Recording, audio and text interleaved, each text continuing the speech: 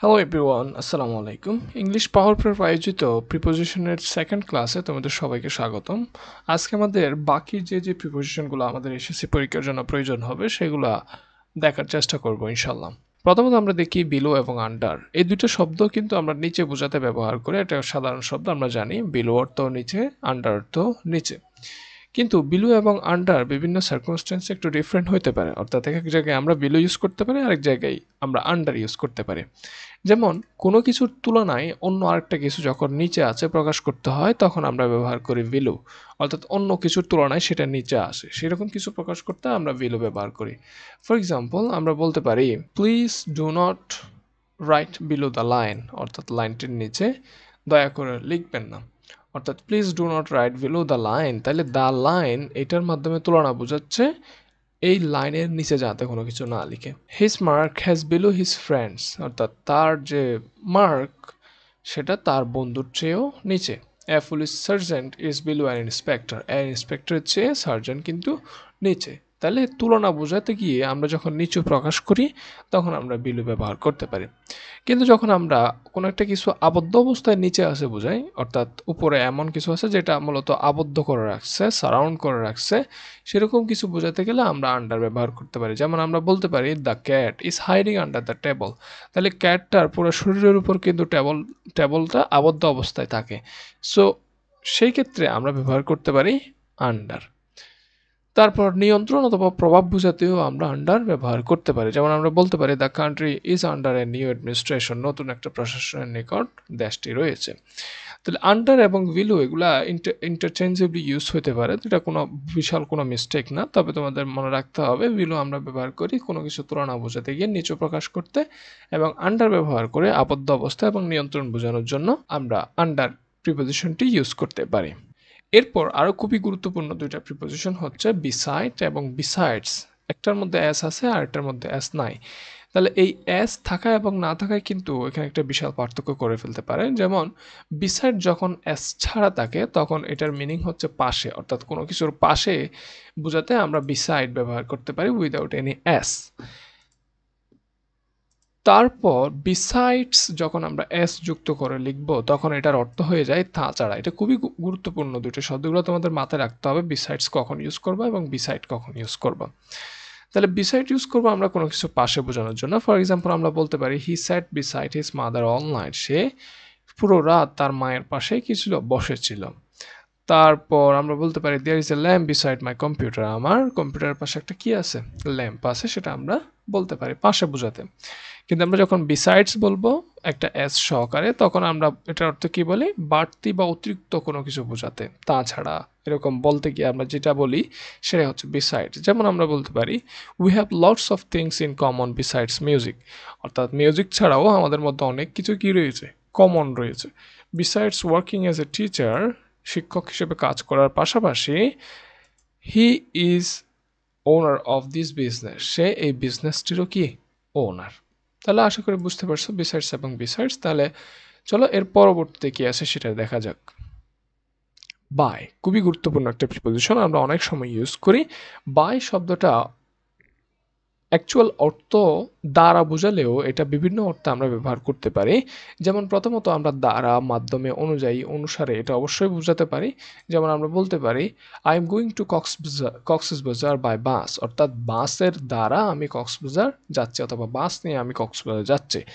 Rafsan earns a lot by reviewing food, খাবার review করে রাফসান অনেক কি করে, টাকা ইনকাম করে। এই যে কি করার মাধ্যমে, রিভিউইং ফুড, অর্থাৎ ফুড রিভিউ করার মাধ্যমে সে অনেক ইনকাম করে, রাফসান অনেক ইনকাম করে। তাহলে বাই আমরা এখানে ব্যবহার করতে পারি।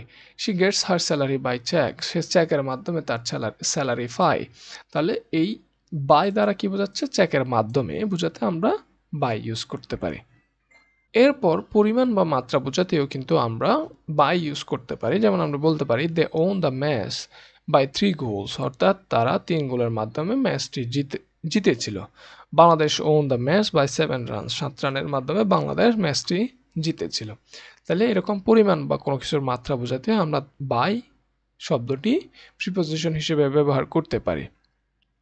এরপর আমরা পাশে বোঝাতেও কিন্তু বাই ইউজ করতে পারি, যেমন she came and sat by me, সে আমার পাশে বসলো, সেটা বোঝাতেও আমরা বাই ব্যবহার করতে পারি। এটা কিন্তু খুবই একটা ফ্রিকুয়েন্ট ইউজ করা হয়, সেরকম একটা বাইয়ের অর্থ আমরা বাই অনেক সময় পাশে বোঝানোর জন্য ব্যবহার করতে পারি। তারপর সময়ের আগে বোঝাতেও আমরা বাই ব্যবহার করতে পারি। কোনো একটা সময়ের আগে সে কোনো কিছু শেষ করবে, সে পৌঁছাবে, এরকম কোনো কিছু বোঝাতে গেলেও আমরা বাই ইউজ করতে পারি। যেমন আমরা বলতে পারি I will finish my study by 11 PM, অর্থাৎ রাত 11টার আগে আমি কি করে ফেলবো, পড়াশোনা শেষ করে ফেলবো। এরপর আরেকটা আছে, সেটা হচ্ছে ডিউরিং। ডিউরিং অর্থ কোনো একটা নির্দিষ্ট সময়ের মধ্যে কিছু সংগঠিত হবে সেরকম বোঝাতে আমরা ডিউরিং ব্যবহার করতে পারি। যেমন আমরা বলতে পারি during the summer we had to study, অর্থাৎ সামারের সময়ে, ডিউরিং দ্য সামার, তো সামারের সময় আমাদের কি করতে হয়েছিল, স্টাডি করতে হয়েছিল। There were no classes during 2020, 2020 সালে কোনো ক্লাস ছিল না। তাহলে এই যে ডিউরিং অর্থ কি বোঝাচ্ছে, কোনো একটা সময়ে কিছু সংগঠিত হচ্ছে সেরকম বোঝাতে গেলে তোমাদের ডিউরিংটা ইউজ করতে হবে, এটা অবশ্যই মাথায় রাখতে হবে। তারপর হচ্ছে ফর, অনেক ফেমাস একটা প্রিপোজিশন। আমরা প্রিপোজিশন বলতে গেলে এরকম কয়েকটা প্রিপোজিশন আমাদের মাথায় আসে, ওখান থেকে ফর হচ্ছে একটা। ফর শব্দটার লিটারাল মিনিং হচ্ছে জন্য। আমরা কি কি ক্ষেত্রে ফর ইউজ করতে পারি সেটা একটু দেখা যাক। আমরা বলতে পারি কোনো ব্যক্তি বা বস্তুর জন্য বোঝাতে, কি বোঝাতে, জন্য বোঝাতে, কোনো ব্যক্তি বা বস্তুর জন্য বোঝাতে আমরা ফর ব্যবহার করতে পারি। যেমন there is a gift for you, এটা কি আছে, তোমার জন্য উপহার রয়েছে। What can I do for you, তোমার জন্য আমি কি করতে পারি, এই যে ফর ইউ, তাহলে তোমার জন্য আমি কি করতে পারি, ফর ইউ, তাহলে তোমার জন্য আমি কি করতে পারি, এগুলা বুঝতে হবে। মূল্য বিনিময় বোঝাতে, মূল্য অথবা বিনিময় বোঝাতে আমরা ফর ব্যবহার করতে পারি। যেমন কোনো একটা কিছু আমরা যখন কিনি, কোনো একটা মূল্য পরিশোধ করতে হয়, এই মূল্য পরিশোধ করা বোঝাতেও আমরা ফর ব্যবহার করতে পারি। কিভাবে, I got this book for 200 টাকা, তাহলে আমি এই বইটি নিয়েছি 200 টাকার বিনিময়ে। তাহলে এই যে বিনিময় বোঝাতেও আমরা অনেক সময় ফর ব্যবহার করতে পারি, যদি আমরা ওটা most of the time use করি না, মানে মোস্ট অফ দ্য টাইম বলে এটা আমাদের খুব কম সময় ইউজ করতে হয়, তবে ফর দ্বারা আমরা অবশ্যই মূল্য অথবা বিনিময় ব্যবহার করতে পারি। হি gave me his iPhone for my laptop, তাহলে এখানে বিনিময় বোঝাচ্ছে ফরের মাধ্যমে। দেখো একটু খেয়াল করো, he gave me his iPhone, সে আমাকে তার আইফোনটি দিল, ফর মাই ল্যাপটপ, কিসের বিনিময়ে, আমার ল্যাপটপের বিনিময়ে।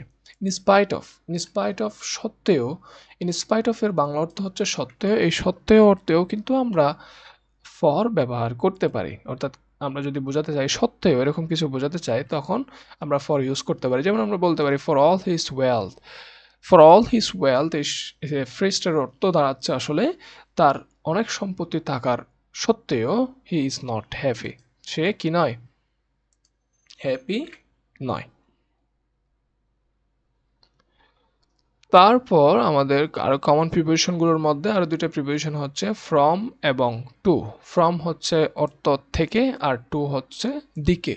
কোনো কিছু থেকে আসছে সেটা বোঝানোর জন্য আমরা ফ্রম ব্যবহার করব, কোনো কিছুর দিকে যাচ্ছে সেটা বোঝানোর জন্য আমরা টু ব্যবহার করব। যেমন ফ্রম ব্যবহার করতে গেলে আমরা বলতে পারি I will be flying two new York from Dhaka, অর্থাৎ আমি কোথায় যাব, নিউ ইয়র্কের দিকে যাব, কোত্থেকে, ফ্রম ঢাকা, অর্থাৎ ঢাকা থেকে আমি নিউ ইয়র্কের দিকে যাব।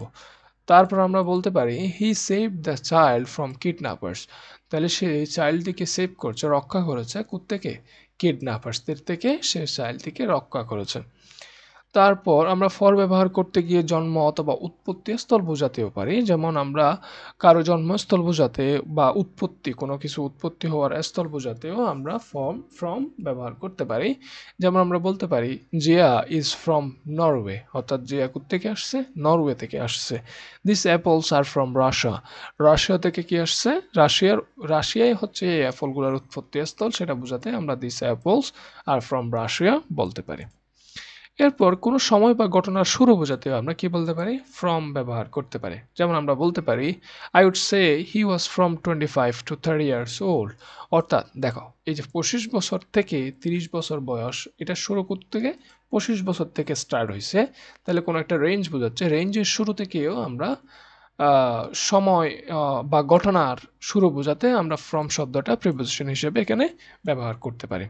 আরও বলতে পারি I work from Sunday to Thursday, his expression change from amazement to joy. তাহলে আমরা এই বিভিন্ন ঘটনার জন্য বিভিন্ন ক্ষেত্রে আমরা ফ্রম প্রিপোজিশন হিসেবে ব্যবহার করতে পারি। তারপর টু যদি আমরা ব্যবহার করতে চাই সাধারণভাবে দিক, গন্তব্যস্থল বা কারোর কাছে নির্দেশ করতে, অর্থাৎ কোনো কিছুর দিকে যাচ্ছে, কোনো গন্তব্যস্থলের দিকে যাচ্ছে, কোনো কারো কাছে যাচ্ছে সেরকম বোঝাতে আমরা টু ব্যবহার করতে পারি। যেমন আমরা বলতে পারি হি ওয়েন্ট টু চট্টগ্রাম, সে চট্টগ্রাম গিয়েছিল। তাহলে কিসের দিকে গিয়েছিল? চট্টগ্রামের দিকে গিয়েছিল।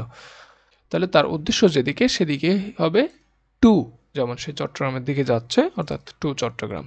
কোনো সময়ের বা ঘটনার শেষ বোঝাতেও আমরা কি ব্যবহার করতে পারি? টু ব্যবহার করতে পারি। যেমন আমরা বলতে পারি I would say he was from 25 to 30 years old, অর্থাৎ সে 25 থেকে 30 বছর। তাহলে সময়ের শেষটা কোনটা? 30 বছর। এটার আগে আমরা টু ব্যবহার করতে পারি।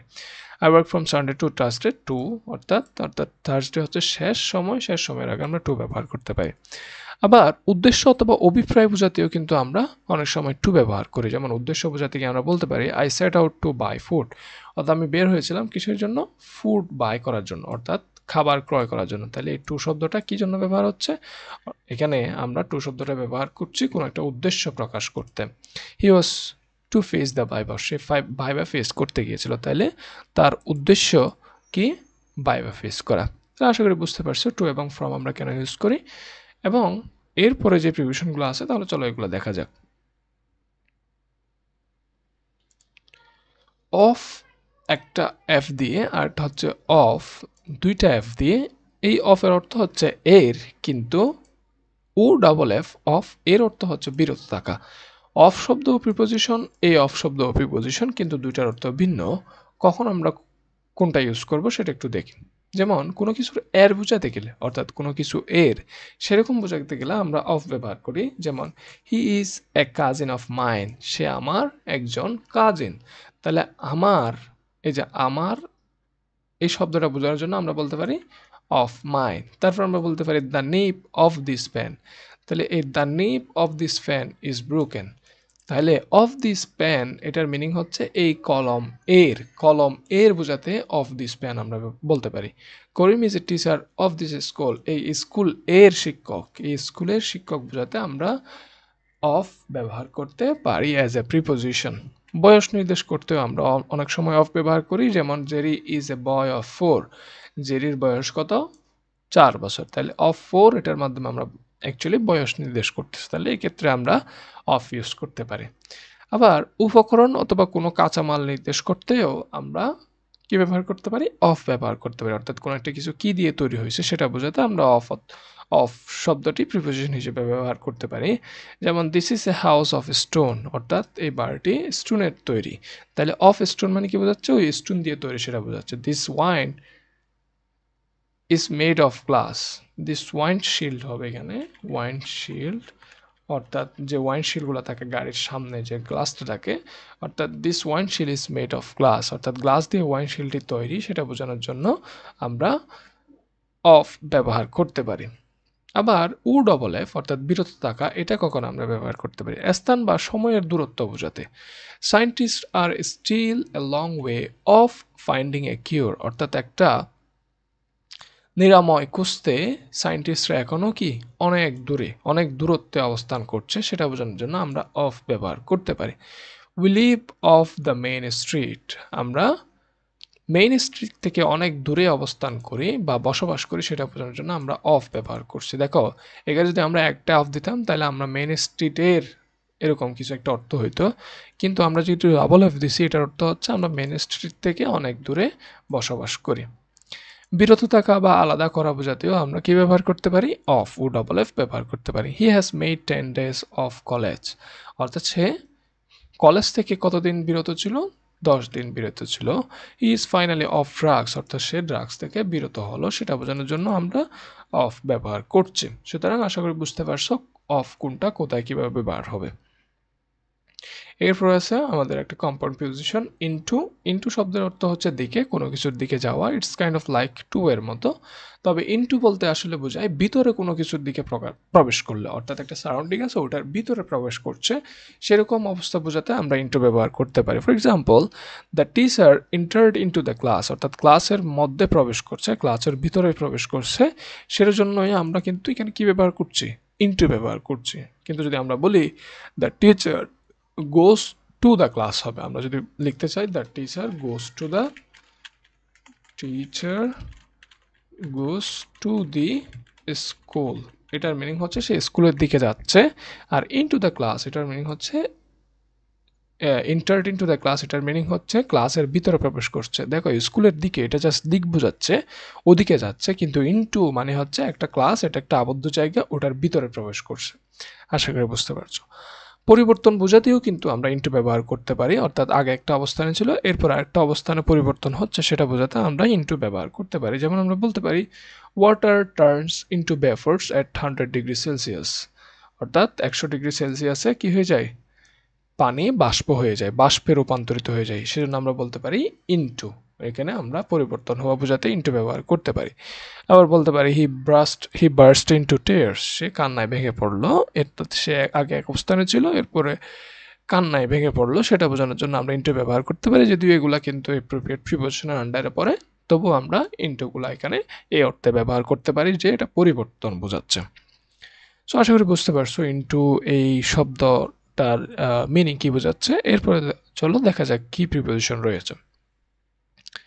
টিল এবং আনটিল এগুলো প্রিপোজিশন হিসেবে ইউজ হতে পারে। খুবই সিম্পল অর্থ, টিল অর্থ পর্যন্ত আর আনটিল অর্থ যে পর্যন্ত না। টিল এবং আনটিলকেও আমরা প্রিপোজিশন হিসেবে ইউজ করতে পারি। যেমন আমরা বলতে পারি the shop is open till 6 o'clock, অর্থাৎ 6টা পর্যন্ত। টিল 6 o'clock মানে হচ্ছে কি 6টা পর্যন্ত শপটি কি থাকবে, খোলা থাকবে। আর আনটিল মানে হচ্ছে wait here until I come back, অর্থাৎ যতক্ষণ পর্যন্ত না আমি ফিরে আসছি তুমি কি করো, এখানে অপেক্ষা করো। আনটিল মানে হচ্ছে যে পর্যন্ত না, আর টিল মানে হচ্ছে পর্যন্ত। তবে একটা জিনিস মাথায় রাখতে হবে, আনটিলের পরে কিন্তু কখনো নেগেটিভ সেন্টেন্স বসে না। এখানে বলতে পারবে না আই ডোন্ট কাম ব্যাক, এরকম বলা যাবে না। তবে বলা যাবে wait here till I don't come back, এরকম বলা যাবে। তবে আনটিলের পর সিম্পলি কোনো ধরনের নেগেটিভ সেন্টেন্স বসে না। তবে এটা কিন্তু আমরা কমপ্লিটিং সেন্টেন্সে আলোচনা করছি। এটা যেহেতু প্রিপোজিশনাল ক্লাস, আমরা জাস্ট বলবো আনটিল শব্দটা আমরা যে পর্যন্ত না সেটা বোঝানোর জন্য ব্যবহার করতে পারি। এরপর আরও 3টি গুরুত্বপূর্ণ প্রিপোজিশন উইথ, উইদাউট এবং উইদিন, এগুলো আমরা কীভাবে ব্যবহার করতে পারি। উইথ শব্দের অর্থ হচ্ছে সাথে, অর্থাৎ কোনো কিছুর সাথে অর্থে আমরা উইথ শব্দ ব্যবহার করতে পারি। যেমন আমরা বলতে পারি he lives with his friends, she took the meal with Coca Cola, অর্থাৎ সে তার প্যারেন্টসের সাথে বসবাস করে এবং সে আরেকটাতে কি লিখতে পারি, she took the meal with Coca Cola, সে তার কোকা কোলার সাথে খাবার খেলো, অর্থাৎ সে তার খাবারের সাথে কোকা কোলাও নিল। তাহলে এই যে উইথ শব্দটার অর্থ কী বোঝাচ্ছে, সাথে বোঝাতে আমরা উইথটা ব্যবহার করতে পারি। তারপর সত্ত্বেও অর্থেও কিন্তু আমরা ব্যবহার করতে পারি উইথ, অর্থাৎ ইন স্পাইট অফ, কিছুক্ষণ আগে দেখলাম ইন স্পাইট অফ, সেটা বোঝাতেও আমরা কিন্তু উইথ ইউজ করতে পারি। আজ লাইক আমরা ফরও ইউজ করতে পারতাম। উইথ অল হার ফল্টস, অর্থাৎ তার অনেক ভুল থাকা সত্ত্বেও আই স্টিল লাভ হার, আমি এখনও তাকে ভালোবাসি। তাহলে এই যে উইথ অল হার ফল্টস এটার মানে কি, তার অনেক ভুল থাকা সত্ত্বেও, তাহলে সত্ত্বেও বোঝাতে আমরা উইথ অনেক সময় ইউজ করতে পারি। কোনো যন্ত্র অথবা উপকরণের ব্যবহার বোঝাতে কাট ইট উইথ এ নাইফ, অর্থাৎ এটাকে কি দিয়ে কাটো, নাইফ দিয়ে কাটো, অর্থাৎ এটা আসলে একটা নাইফ যন্ত্র অথবা উপকরণ হিসেবে ব্যবহার হচ্ছে, সেটার আগে আমরা উইথ শব্দটা প্রিপোজিশন হিসেবে ব্যবহার করতে পারি। তবে উইথের সাথে যদি আমরা একটা আউট লাগিয়ে দিই সেটা হয়ে যায় উইদাউট। উইদাউট শব্দের অর্থ হচ্ছে ব্যতীত, অর্থাৎ কোনো কিছু ছাড়া, সেরকম বোঝাতে আমরা উইদাউট ব্যবহার করতে পারি। যেমন আমরা বলতে পারি he found her without any difficulty, সে কোনো ধরনের কষ্ট ছাড়া তাকে খুঁজে পেল। Don't go out without your coat, তোমার কোট ছাড়া কি যেও না, বাইরে যেও না। তাহলে কোট ছাড়া, যে ছাড়া বোঝাতে আমরা উইদাউট ব্যবহার করছি। He left without saying good bye, say good bye না বলে কি করলো, ত্যাগ করলো। তাহলে গুড বাই বলা ছাড়া, গুড বাই না বলে, সেটা বোঝানোর জন্য আমরা উইদাউট ব্যবহার করতে পারি। তবে উইদিন হচ্ছে আরেকটা শব্দ যেটার অর্থ বোঝাচ্ছে কোনো কিছুর মধ্যে, অর্থাৎ একটা নির্দিষ্ট সময়ের মধ্যে, একটা নির্দিষ্ট এরিয়ার মধ্যে, সেটা বোঝাতে আমরা উইদিন ব্যবহার করতে পারি। নির্দিষ্ট সময়, অবস্থা বা সীমার মধ্যে বোঝাতে you should receive the parcel within 7 days, 7 দিনের মধ্যে তুমি কি পেয়ে যাবে, পার্সেলটি পেয়ে যাবে। You can get to my house within a mile of the station, অর্থাৎ স্টেশনের 1 মাইলের মধ্যে আমার বাসাটা কি পেয়ে যাবে, বাসাটা তুমি পেয়ে যাবে। In this interview we should be within the specified topic, অর্থাৎ এই ইন্টারভিউতে আমাদের আসলে নির্দিষ্ট টপিকের মধ্যে থাকতে হবে। তাইলে যে মধ্যে বোঝাতে, সবগুলো একটু খেয়াল করে দেখবা, কিন্তু মধ্যে বোঝাচ্ছে বা কোনো কিছুর অবস্থার মধ্যে, কোনো সীমার মধ্যে অথবা কোনো সময়ের মধ্যে বোঝাতে আমরা উইদিন শব্দটা ব্যবহার করছি। এরপর আরও দুটো প্রিপোজিশন, ইনসাইড এবং আউটসাইড। ইনসাইড মানে হচ্ছে কোনো কিছুর ভিতরের দিকে যাচ্ছে, ওই যে ইনটু, ইনটু মানে হচ্ছে কোনো কিছুর ভিতরে প্রবেশ করছে, সেরকম কিছু বোঝাতে আমরা ইনসাইড ব্যবহার করতে পারি। যেমন they are going inside the house, অর্থাৎ হাউসের ভিতরের দিকে যাচ্ছে, সেরকম বোঝাতে আমরা ইনসাইড ব্যবহার করতে পারি। বাইরের দিকে যাচ্ছে সেরকম বোঝাতে কিন্তু আমরা আউটসাইড ব্যবহার করি, অর্থাৎ ওরা হাউস থেকে বাইরে চলে যাচ্ছে অথবা অফিস থেকে বাইরে চলে যাচ্ছে অথবা কোনো কিছুর বাইরে চলে যাচ্ছে, সেটা বোঝাতে আমরা আউটসাইড ব্যবহার করতে পারি। যেমন আমরা বলতে পারি হি কান্ট টক anything outside his office work, অর্থাৎ অফিস ওয়ার্কের বাইরে সে কিছু বলতে পারে না, অর্থাৎ আউটসাইড অফিস ওয়ার্কের বাইরে, সেরকম বোঝাতে আমরা আউটসাইডটি এখানে ব্যবহার করছি। সো এই ছিল তোমাদের সম্পূর্ণ প্রিপোজিশন। আমরা সবগুলা প্রিপোজিশনকে দুইটা ভিডিওতে ভাগ করছি। আশা করি তোমরা সবগুলা প্রিপোজিশন ভালো করে বুঝতে পারছো। যদি কোনো ধরনের কোয়েশ্চন থাকে আমাকে অবশ্যই কমেন্ট বক্সে আস্ক করতে পারো। এবং আমি তোমাদেরকে কিন্তু অলরেডি বলে দিয়েছি 60-70% কোয়েশ্চন কিন্তু আসে তোমাদের অ্যাপ্রোপ্রিয়েট প্রিপোজিশন থেকে। So you must learn, you must memorize the appropriate preposition. আমি তোমাদের জন্য 300টা অ্যাপ্রোপ্রিয়েট প্রিপোজিশনের একটা শিট রেডি করছি। তোমরা যদি সেটা এখনও কালেক্ট করে না থাকো, ফার্স্ট কমেন্টে এবং ডেসক্রিপশন বক্সে আমি গুগল ড্রাইভের লিঙ্ক দিয়ে দিচ্ছি। শিটের জাস্ট 3-4 পেজের মনে হয় একটা শিট, যেটা তোমরা যদি ভালো করে পড়ে থাকো, প্র্যাকটিস করতে থাকো, তাহলে ওখান থেকে কমন পাওয়ার সম্ভাবনা 100% ওখান থেকে মাস্ট আসবে। সো ওটা ডাউনলোড করে প্রিন্ট করে নিতে পারো, প্রিন্ট করে ভালোভাবে পড়তে পারো। সো এই ছিল তোমাদের প্রিপারেশনের 2টা ক্লাস। আশা করি তোমরা ক্লাসগুলো বুঝতে পারছো। আমরা এরপরে কিছু বোর্ড কোয়েশ্চেন সলভ করব। তোমাদের যদি কোনো কোয়েশ্চেন থাকে প্লিজ লেট মি নো। আজকের ভিডিও এ পর্যন্ত। আসসালামু আলাইকুম।